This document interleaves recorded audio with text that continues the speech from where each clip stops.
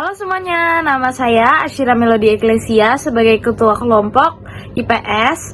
Saya dari kelas 8C, absen 1. Halo semuanya, perkenalkan nama saya Maria Belinda Putra Yuningtyas. Saya dari kelas 8C nomor absen 14. Halo semuanya, perkenalkan nama saya Livnia Anggiamanala Saragi dari kelas 8C, absen 11. Halo semuanya, perkenalkan nama saya Ruth Stefani Pasaribu, kelas 8C, absen 19. Saya Samuel Rodrik Chandra, kelas 8C, absen 20. Selamat datang di presentasi kami yang berjudul Manusia Prasejarah. Pada kesempatan ini, kami akan membahas tentang tahapan kehidupan manusia pada masa prasejarah. Periodisasi prasejarah ini akan dibagi berdasarkan dua sudut pandang, yaitu menurut arkeologi dan geologi. Sebelum manusia mengenal tulisan, mereka telah hidup dan berkembang selama jutaan tahun. Masa ini disebut sebagai zaman prasejarah atau praaksara. Untuk memahaminya, kita bisa melihat dari dua sudut pandang, arkeologi dan geologi. Arkeologi fokus pada budaya dan alat buatan manusia, sedangkan geologi fokus pada perkembangan bumi dan kehidupan. Arkeologi membagi zaman jadi dua, zaman batu dan zaman logam. Geologi membaginya menjadi 4, Arkaikum, Paleozoikum, Mesozoikum, dan Neozoikum. Arkeologi menekankan teknologi manusia, sementara geologi menekankan evolusi alam dan makhluk hidup. Dua ilmu ini saling melengkapi untuk memahami asal-usul manusia dan bumi. Ilmu arkeologi membagi zaman prasejarah berdasarkan alat dan budaya yang digunakan manusia. Zaman ini terbagi menjadi dua, zaman batu dan zaman logam. Zaman batu meliputi 4 tahap, Paleolitikum, Mesolitikum, Neolitikum, dan Megalitikum. Zaman batu berakhir dan masuk ke zaman logam saat manusia mulai menggunakan tembaga, perunggu, dan besi untuk membuat alat yang lebih kuat. Selanjutnya, kita akan lihat lebih detail masing-masing tahapan zaman batu dan logam. Zaman batu yang pertama adalah Paleolitikum atau zaman batu tua, berlangsung sekitar 600.000 hingga 10.000 tahun sebelum Masehi. Manusia saat itu adalah Meganthropus, Pithecanthropus, dan Homo. Ciri umum kehidupan pada masa ini adalah hidup secara nomaden, berpindah-pindah mengikuti sumber makanan dan air, atau untuk menghindari bencana, ancaman hewan, dan kelompok lain.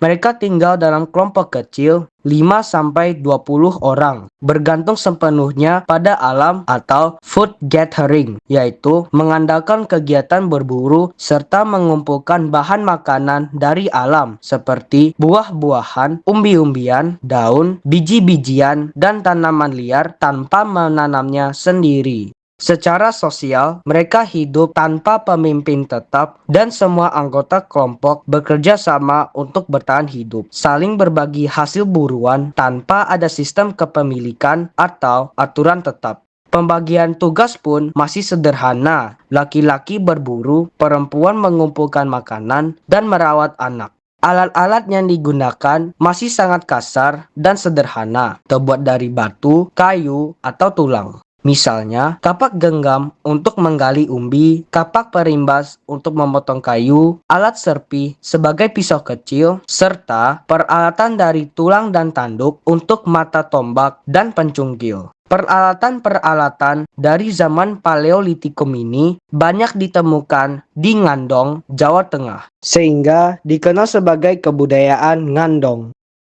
Zaman batu yang kedua adalah Mesolitikum atau zaman batu tengah, merupakan peralihan dari Paleolitikum ke Neolitikum. Manusia mulai mengenal api dan hidup semi menetap di gua-gua dekat sungai atau pantai. Mereka masih berburu dan meramu, tetapi lebih teratur karena mereka mulai tinggal sementara di lokasi yang kaya sumber daya. Kelompok sosial menjadi lebih besar dan stabil. Pembagian peran masih sederhana berdasarkan jenis kelamin, di mana laki-laki berburu, perempuan meramu makanan, memasak, dan merawat anak. Bukti kebudayaan ditemukan tumpukan kulit kerang dan siput yang telah membatu disebut kejoken mordiger atau sampah dapur. Tingginya mencapai 7 meter. Banyak ditemukan di pesisir timur Sumatera. Selain itu, ditemukan juga lukisan cap tangan di dinding goa, seperti di Leang-Leang, Sulawesi, dan di Papua. Contoh peralatan yang digunakan adalah serpi batu atau flakes, kapak genggam Sumatera, dan kapak pendek. Zaman Neolitikum atau zaman batu muda berlangsung sekitar 4.500 hingga 2.500 tahun sebelum Masehi. Masa ini disebut juga sebagai masa revolusi kebudayaan karena manusia mengalami perubahan besar dari hidup berburu menjadi hidup menetap dan memproduksi makanan. Ciri umum pada masa ini adalah penggunaan alat dari batu yang telah diasah halus dan berbentuk lebih rapi. Manusia mulai hidup menetap, membentuk permukiman atau desa kecil, dan membangun rumah sederhana dari kayu, bambu, serta atap daun. Mereka juga sudah mengenal bercocok tanam dan berternak yang disebut food producing. Kehidupan sosial pun menjadi lebih kompleks. Mereka tinggal dalam perkampungan kecil yang terdiri atas beberapa keluarga dan dipimpin oleh seorang tokoh lokal yang disebut primus inter pares. Tugas mulai terbagi. Laki-laki berburu dan membuat alat, perempuan bertani, membuat gerabah, dan merawat anak. Muncul spesialisasi kerja seperti petani, peternak, dan pengrajin. Masyarakat sudah mengenal upacara adat dan memiliki kepercayaan terhadap kekuatan alam serta roh leluhur. Interaksi antar kelompok mulai terjadi dan pertukaran hasil budaya menjadi cikal bakal perdagangan awal. Contohnya, kapak persegi di Kalimantan juga ditemukan di Jawa dan Sulawesi. Hasil budaya dari masa ini meliputi kapak lonjong, kapak persegi, belung persegi, mata panah dari batu gamping, gerabah sederhana untuk memasak dan wadah air, serta teknik bercocok tanam dengan ladang berpindah atau slash and burn.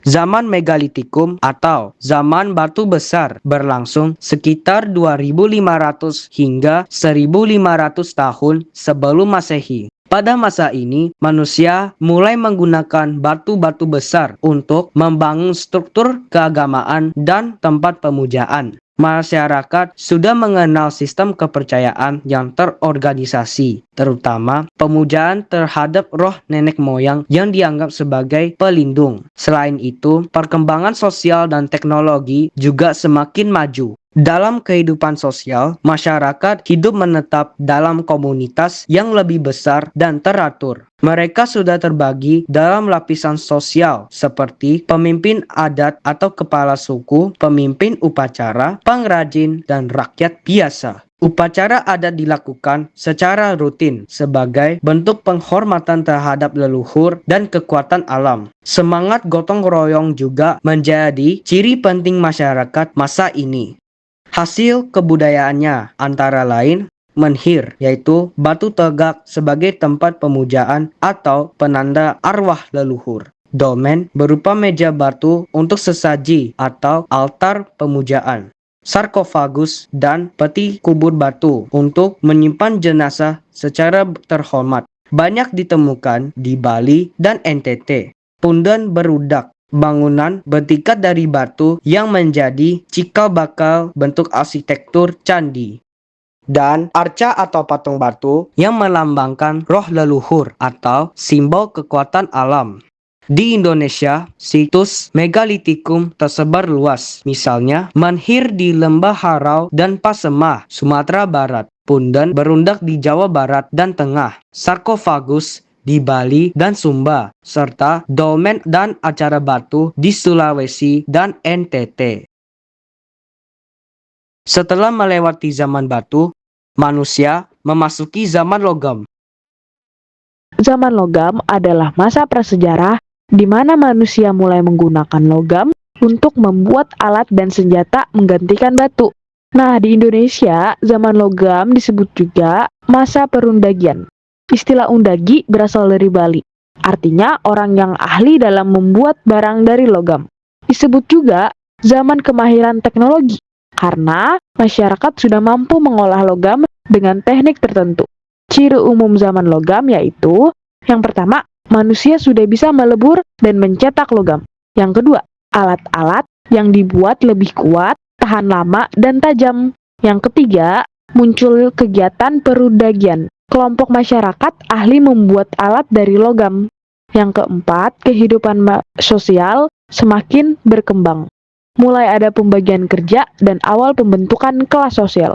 Yang kelima, penggunaan logam tidak langsung menggantikan batu sepenuhnya, tapi berkembang bersamaan dalam beberapa waktu.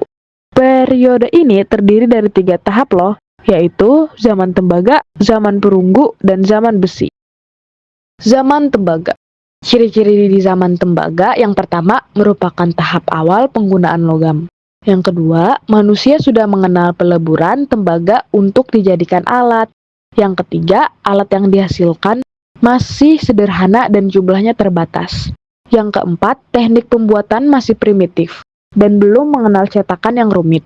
Yang kelima, bentuk dan fungsinya menyerupai alat batu seperti kapak dan pisau. Kehidupan sosial di zaman tembaga. Yang pertama, kehidupan masih sederhana dan tradisional. Yang kedua, masyarakat hidup dalam kelompok kecil. Yang ketiga, belum ada kelas sosial yang jelas atau pembagian kerja yang kompleks. Yang keempat, hubungan sosial masih bersifat komunal. Yang kelima, perdagangan mulai berkembang dengan sistem barter. Hasil kebudayaan dunia di zaman tembaga. Yang pertama, tungku peleburan. Yang kedua, kapak tembaga. Ketiga, pisau kecil. Dan yang terakhir, perhiasan kalung dan gelang. Penggunaan logam memang tidak seketika menyeluruh terjadi di berbagai belahan dunia. Nah, di Eropa, zaman tembaga dimulai pada sekitar 7000 sebelum Masehi. Di Amerika, yang mengenal tembaga pada sekitar 4000 sebelum Masehi. Sedangkan di Asia, tidak diketahui secara pasti kapan dimulainya zaman tembaga. Hanya wilayah Asia Selatan dan Asia Timur saja yang mengenal alat-alat berbahan tembaga. Sementara di Asia Tenggara, termaksud juga Indonesia, tidak mengenal zaman tembaga. Zaman perunggu terjadi sekitar 3000 sampai 2000 sebelum Masehi. Di Indonesia terjadi sekitar tahun 500 sebelum Masehi. Ciri-ciri umum yaitu, yang pertama adalah penggunaan logam perunggu atau campuran tembaga dan timah untuk membuat alat dan senjata. Yang kedua adalah penerapan teknik peleburan dan mencetakan logam seperti bivalve dan cire berdue. Yang ketiga adalah alat-alat yang dihasilkan lebih kuat, tahan lama, dan memiliki nilai estetika. Kehidupan sosial zaman perunggu yaitu yang pertama adalah muncul perundagian yaitu kelompok ahli pembuat alat logam. Yang kedua adalah terjadi stratifikasi sosial pemimpin, pendeta, perundagi, rakyat biasa. Yang ketiga adalah kehidupan menjadi lebih terorganisir karena adanya sistem kepercayaan dan perdagangan.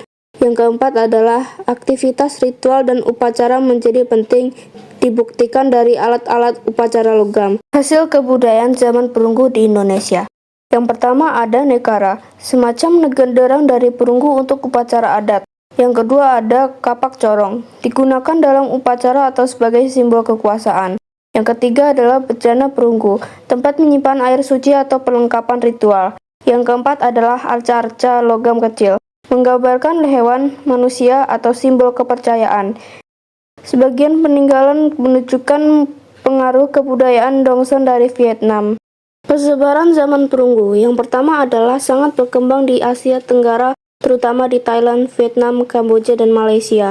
Yang kedua adalah di Indonesia, berkembang pesat di daerah Sumatera, Jawa, Bali, dan Nusa Tenggara. Zaman besi berlangsung sekitar tahun 1200 hingga 550 sebelum Masehi.